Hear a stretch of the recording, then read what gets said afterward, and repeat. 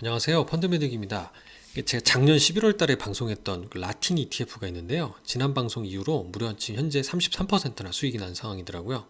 105010 타이거 라틴 35 ETF인데 이것뿐만 아니라 브라질 펀드를 포함해서 수익이 많이 난 모습입니다. 이 정도쯤 되면 좀 수익 실현하고 자산 배분 펀드로 일부 좀 돌려놓으셔도 되지 않을까라는 생각이 들어서 오늘 방송 좀 찍게 됐습니다. 요새같이 장이 힘든 상황에서 이렇게 플러스난 자산들은 정말 가뭄의 단비와 같은 고마운 존재가 아닐까 생각이 들고요. 자산 배분은 합리적인 펀드를 여전히 추천을 드리고 싶습니다.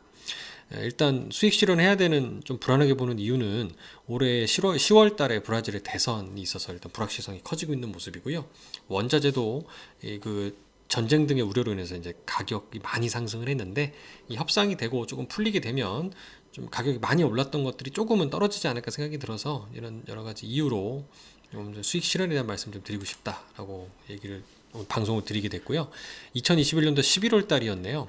라틴 ETF에 대해서 말씀드렸는데 이제 브라질을 포함해서 뭐 전기차 시대에 자원 부족이 좋아지지 않을까, 그리고 주가도 많이 하락해 있어서 말씀을 드린 바가 있는데 이때 중남미 지역 대형주 35종목에 투자해서 라틴 35라고 부르네요.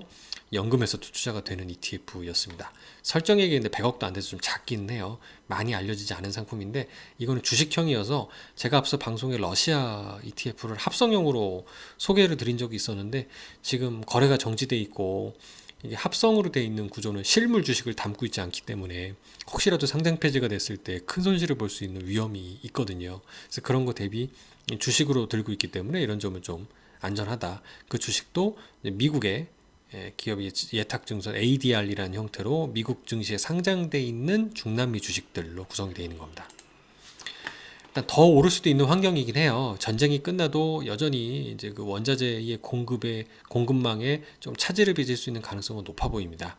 뭐 러시아산 원유나 천연가스를 루블화로 결제를 시킨다는 등의 여러 이슈들이 있기 때문인데요. 그럼에도 불구하고 저는 조금 이익 실현해도 좋겠다라고 생각을 합니다. 일단 언급드렸던 선을 작년 11월 기준으로 보면은 굉장히 많이 올랐죠. 특히 라틴 ETF가 많이 올랐네요. 그래서 이런 부분들이 좀 좋은 성과를 거두게 됐고 저도 좀 기쁘게 생각을 합니다.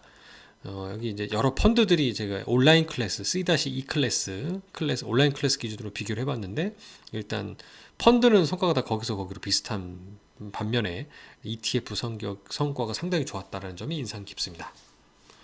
더 갈 수도 있다는 얘기에는 뭐 라틴 지역의 원자재 기업들이나 뭐 은행과 같은 현재 같은 국면에서 이익이 계속 늘어날 수 있는 기업들이기 때문에 일단 더 갈 수도 있다는 전제를 좀 드렸고요.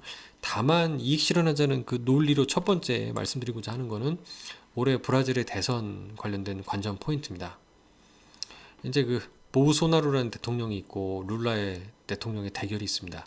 민주주의의 위기라고 하는 넷플릭스의 다큐멘터리를 보신 분들이라면은 현상을 잘 아실 거라 생각이 드는데요. 이런 그 대선이 아주 치열할 것으로 보이는 만큼 이 정치적 불확실성이 나타날 수가 있고요. 그래서 이런 부분들은 통상적으로 투자에 있어서는 악재일 가능성은 높습니다. 투자는 좀 냉정하기 때문에 그렇죠. 두 번째는 올해 지금 이 브라질의 경우에는 대두, 콩하고요, 원유와 같은 이 원자재 생산이 상당히 인상적인 나라입니다. 많은 나라고요. 그래서 이 가격이 상당히 중요할 텐데 파란색으로 표시된 대두 가격이 굉장히 많이 올랐었죠. 보라색인 원유 가격 마찬가지입니다. 이 부분들이 일단 지금 우크라이나 전쟁 휴전을 앞두고 많이 피크를 치고 내려오는 모습들이 좀 보입니다. 그리고 기본적으로 좀 앞서 이 펀드의 변동성 자체가 굉장히 큽니다. 단기적으로 펀드 변동성이 20%포인트 이상 나타나는 경우들이 비일비재합니다.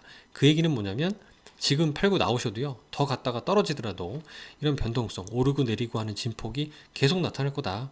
그러면 이런 부분들 구간을 잘 활용하시면은 중간중간 좋은 수익을 꾸준히 내실 수 있지 않을까라는 생각도 해봅니다. 우상향하고 있으니까요. 그리고 저는 이제 타이거 라틴 35로 다시 한번 좀 보게 된 좋은 시점이 아닌가 생각이 됩니다. 모쪼록 투자하시는 분들 참고가 되었으면 좋겠네요. 감사합니다.